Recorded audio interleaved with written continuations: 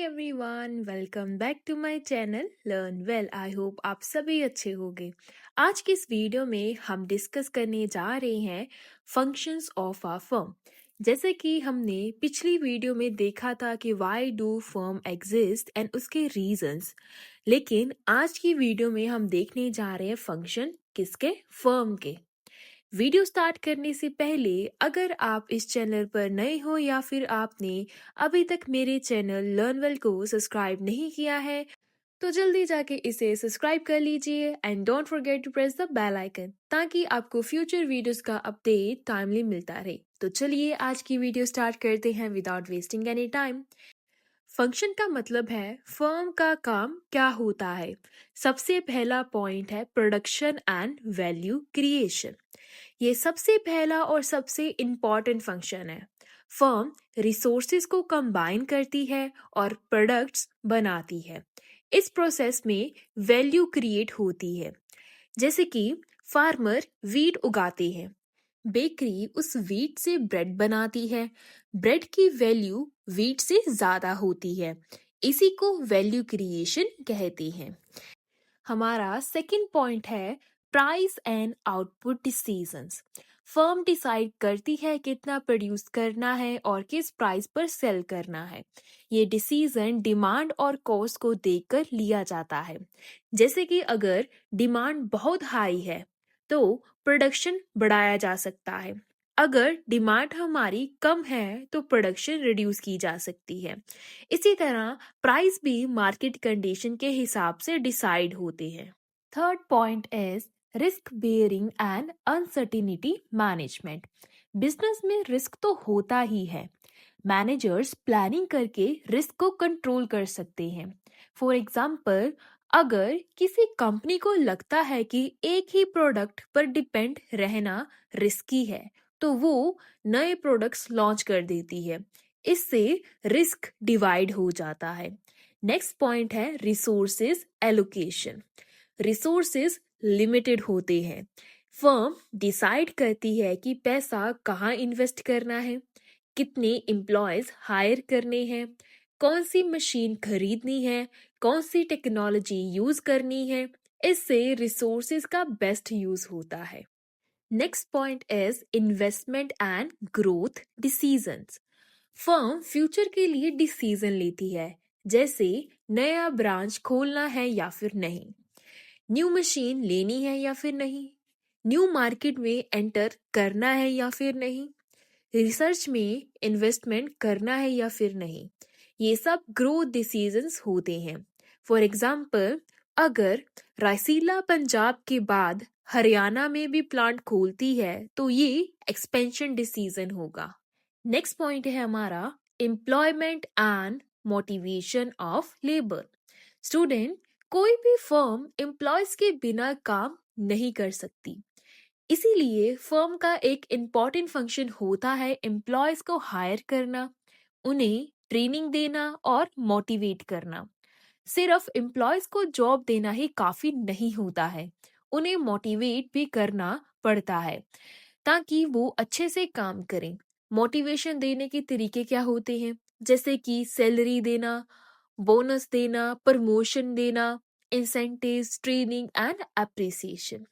For example, मान लीजिए राइसीला health food limited अगर अपने एम्प्लॉयज को बेस्ट एम्प्लॉय अवार्ड देती है या परफॉर्मेंस बोनस देती है तो एम्प्लॉयज और भी अच्छे से काम करेंगे। इसीलिए फर्म प्रोडक्टिविटी बढ़ाने के लिए एम्प्लॉयज को मोटिवेट करती है। Our next point is innovation and technological process. Student, market में कंपटीशन बहुत ज़्यादा है। अगर कंपनी नया प्रोडक्ट नहीं बनाएगी या नई टेक्नोलॉजी नहीं अडॉप्ट करेगी तो वो मार्केट में पीछे रह जाएगी। इसीलिए फर्म रिसर्च करती है, न्यू न्यू टेक्नोलॉजी अडॉप्ट करती है, नया प्रोडक्ट लॉन्च करती है। ठीक है, फॉर एग्जाम्पल, मान लीजिए हर साल स्मार्टफोन में नया फीचर्स आते हैं। ये इनोवेशन की वजह से होते हैं। इसी तरह automobile companies electric vehicles launch कर रही है। ये भी टेक्नोलॉजिकल प्रोसेस है। हमारा नेक्स्ट पॉइंट है pricing and revenue management. Firm का इम्पॉर्टेंट फंक्शन प्रोडक्ट की प्राइस डिसाइड करना होता है। डिफरेंट सिचुएशंस में firm different pricing strategies use करती है, जैसे कि पेनिट्रेशन प्राइसिंग, स्टार्टिंग में लो प्राइस रखना ताकि कस्टमर्स अट्रैक्ट हो जाएं।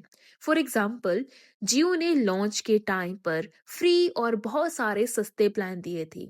हमारी next type of pricing strategy is price skimming.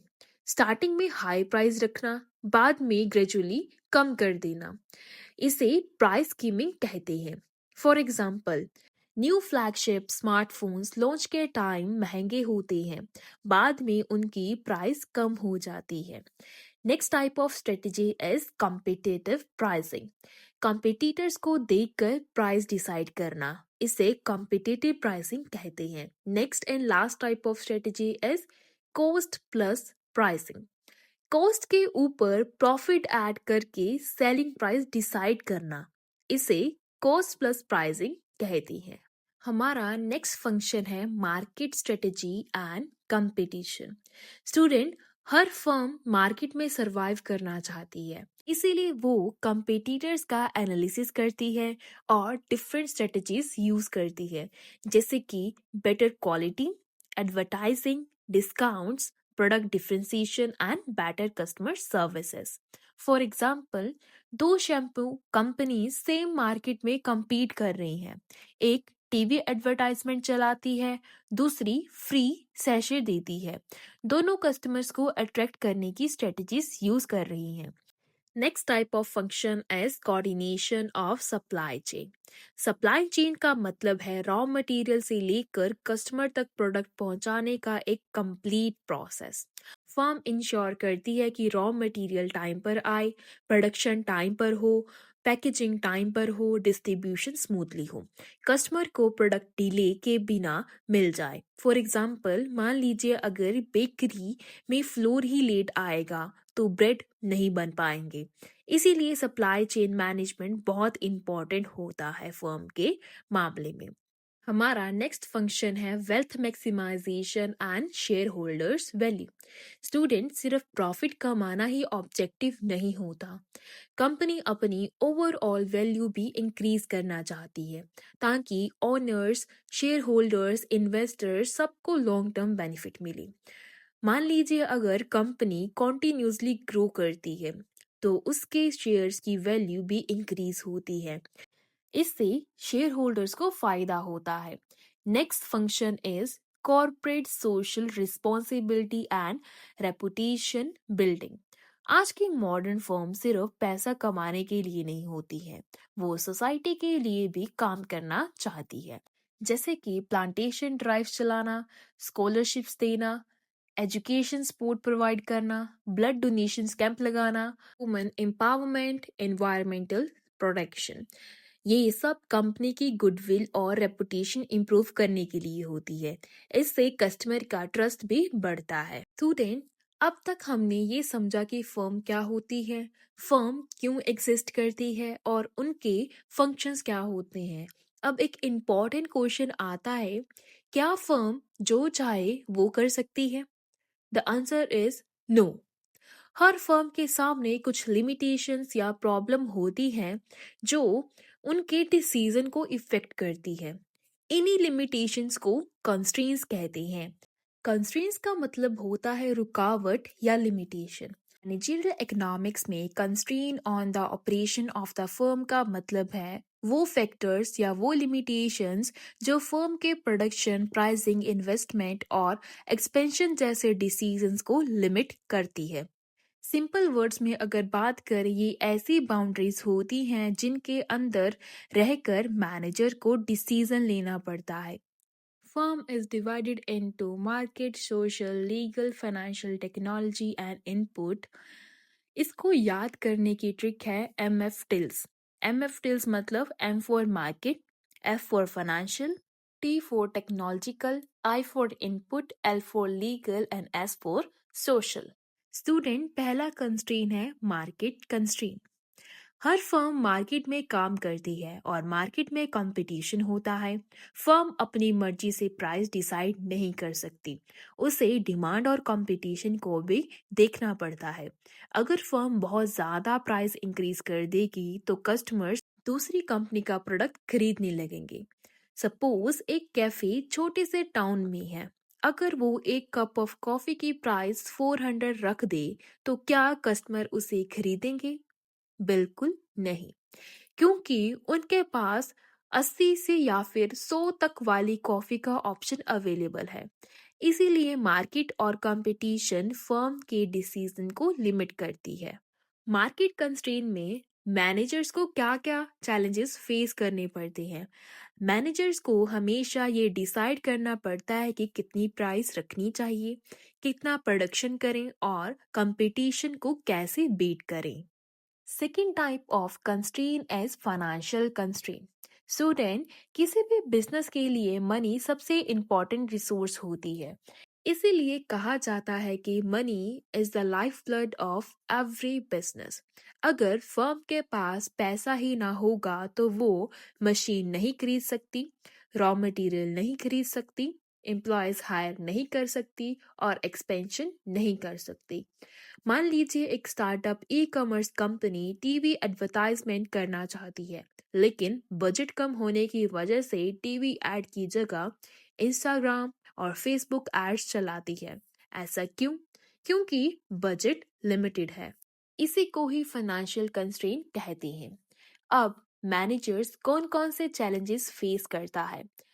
Manager को डिसाइड करना पड़ता है कि किस प्रोजेक्ट में पैसा इन्वेस्ट करें, एक्सपेंसेस कैसे कंट्रोल करें और लोन कब और कितना लें। Third type of constraint is technological constraint. आज के टाइम में टेक्नोलॉजी बहुत फास्ट और चेंज हो रही है। जो कंपनीज ओल्ड टेक्नोलॉजी का यूज करेगी वो कंपटीशन में पीछे रह जाएगी। टेक्नोलॉजी प्रोडक्शन की स्पीड, क्वालिटी, कॉस्ट तीनों को इफेक्ट करती है। फॉर एग्जाम्पल, एक प्रिंटिंग प्रेस पुरानी मशीन यूज करती है, वो सिर्फ 500 बुक्स प्रिंट कर पाती है। दूसरी कंपनी डिजिटल मशीन का यूज करती है, वो एक दिन में 10,000 बुक्स प्रिंट कर देती है। कौन सी कंपनी ज्यादा सक्सेसफुल होगी? ऑब्वियसली डिजिटल वाली। अब मैनेजर्स को क्या क्या चैलेंजेस फेस करने पड़ते हैं? मैनेजर को डिसाइड करना होता है कि न्यू टेक्नोलॉजी लेने का कॉस्ट ज़्यादा है, लेकिन उसके बेनिफिट भी ज़्यादा है। क्या इन्वेस्टमेंट करनी चाहिए? आप कमेंट सेक्शन में बताइए। Next type of constraint is input constraint, जिसे रॉ मटेरियल एंड लेबर भी कहा जाता है। स्टूडेंट, प्रोडक्शन के लिए दो चीजें बहुत इंपॉर्टेंट होती है, एक रॉ मटेरियल, दूसरा स्किल्ड लेबर। अगर इन दोनों की सप्लाई रुक जाए तो प्रोडक्शन भी रुक जाएगी। For example, a textile company may face higher cost when the cotton price rises globally. Similarly, IT companies face a shortage of trained programs. Textile company में अगर कॉटन की प्राइस वर्ल्ड वाइड मार्केट में बढ़ जाए तो company का production cost भी बढ़ जाएगा। अगर आपको ये एग्जाम्पल नहीं समझ आई तो हम एक और एग्जाम्पल लेते हैं। मान लीजिए अगर आईटी कंपनी में ट्रेन्ड प्रोग्रामर्स ही अवेलेबल नहीं होंगे तो सॉफ्टवेयर कौन बनाएगा? इसीलिए लेबर शॉर्टेज भी कंस्ट्रेन है। पहले वाली एग्जाम्पल रॉ मटेरियल की थी, दूसरी वाली एग्जाम्पल हमारी स्किल्ड लेबर की थी। अब मैनेजर्स कौन कौन से चैलेंजेस फेस करते हैं? मैनेजर को रिलायबल सप्लायर ढूंढना पड़ता है, एम्प्लॉयज को ट्रेनिंग देनी पड़ती है और प्रोडक्शन कॉन्टिन्यूसली चलाना पड़ता है। Next type of constraint is legal and regulatory constraint. Student, her company को गवर्नमेंट के रूल्स फॉलो करने पड़ते हैं, जैसे कि GST rules, labour law, environmental law, food safety rules and consumer protection law. अगर कंपनी रूल्स फॉलो नहीं करेगी तो उस पर पेनल्टी या फिर लीगल एक्शन हो सकता है।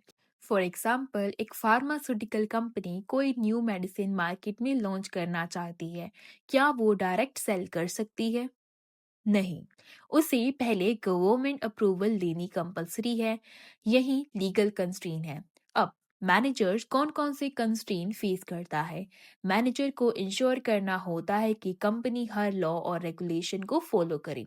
हमारा नेक्स्ट टाइप ऑफ कंस्ट्रेंट है social and ethical constraint.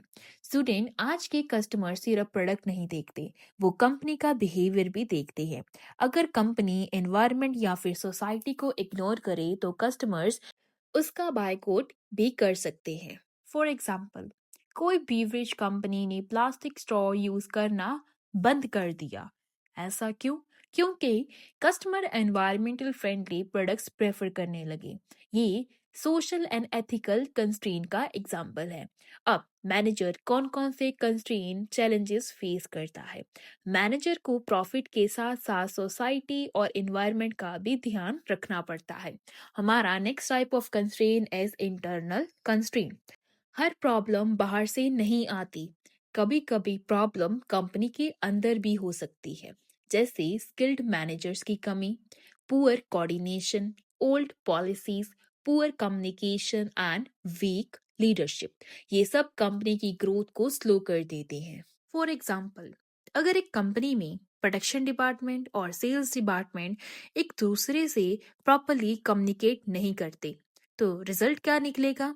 Production ज़्यादा हो गया, सेल्स कम हुई और स्टॉक्स वेयर हाउस में पड़े रहे। ये इंटरनल कंस्ट्रेंट है। अब मैनेजर को क्या क्या चैलेंजेस फेस करने पड़ते हैं? मैनेजर को टीम वर्क इम्प्रूव करना होता है, कम्युनिकेशन स्ट्रॉन्ग करनी होती है और पॉलिसीज को टाइम के हिसाब से अपडेट करना होता है। तो यही थे हमारे कुछ कंस्ट्रेंट जो फर्म फेस करती है। अब इस टॉपिक को हम एक केस स्टडी के थ्रू स्टडी करते हैं। केस स्टडी किसकी है? XYZ डेयरी प्राइवेट लिमिटेड की।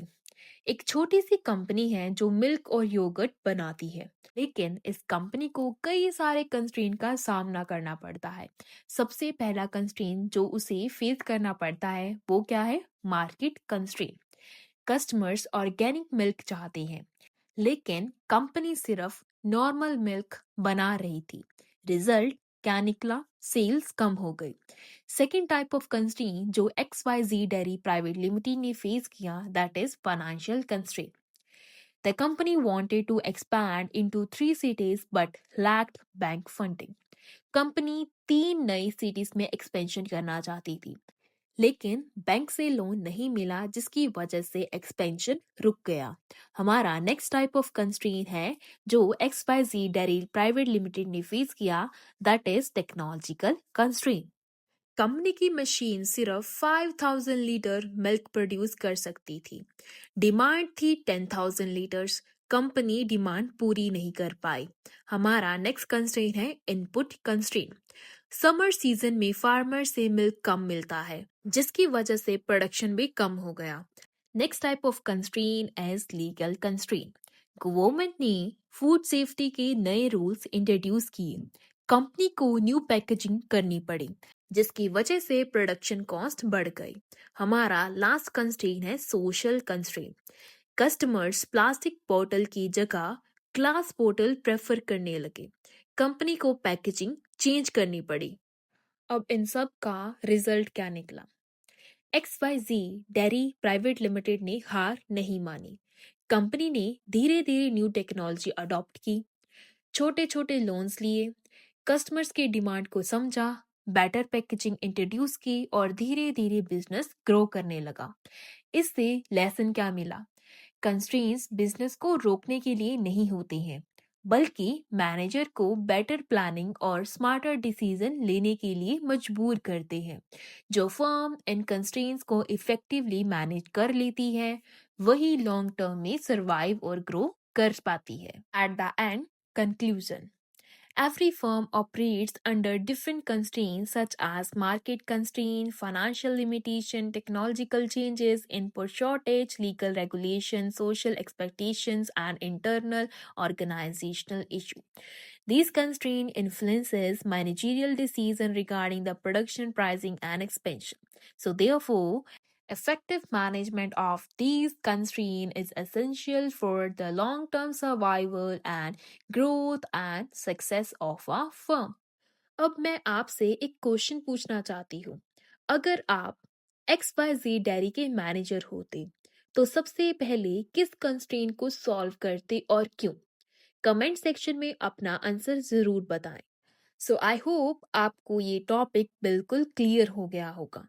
अगर आपको ये वीडियो अच्छी लगी हो, वीडियो को लाइक करें, ज़्यादा से ज़्यादा अपने दोस्तों के साथ शेयर करें और अगर आपने अभी तक मेरे चैनल लर्न वेल को सब्सक्राइब नहीं किया है, तो जल्दी जाके इसे सब्सक्राइब भी कर लेना and don't forget to press the bell icon ताकि आपको फ्यूचर वीडियोस का अपडेट टाइमली मिलता रहे। मिलते हैं नेक्स्ट वीडियो में एक नए टॉपिक के साथ। Until then keep learning, keep growing only with learn well.